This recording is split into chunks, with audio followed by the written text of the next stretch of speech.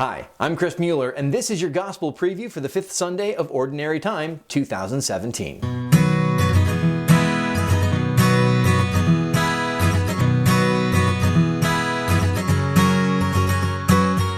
A Christian who's just like everyone else is not much use to the kingdom. Seriously, read the Gospel. This week in Matthew chapter 5, verses 13 through 16, Jesus calls the disciples the salt of the earth. Now please note, a disciple is a student. Jesus is not talking specifically to the 12 here. Anyone who follows Jesus is a disciple. You and me, we're disciples. So here he's talking to us. You are the salt of the earth. Salt is important because, well, it's salty. It has flavor. You add salt to things to make it taste better. But salt with no flavor, well, salt with no flavor is kind of stupid. You wouldn't want that. Remember last week's gospel?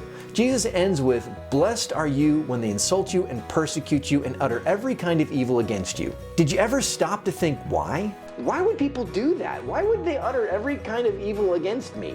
This teaching, this salt stuff, is the continuation of that teaching. It's just a couple verses away. Jesus says it in the same talk. You are the salt of the earth. You're different. You stand out. As a follower of Christ, you have more than the current opinion and the times to live for. You have Jesus, and Jesus is the way, the truth, and the life. The way, not a way.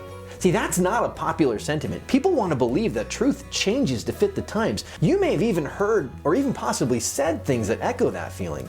It's 2017. The church needs to get with the times. Wrong. Salt that loses its flavor isn't good for anything. Salt is salt.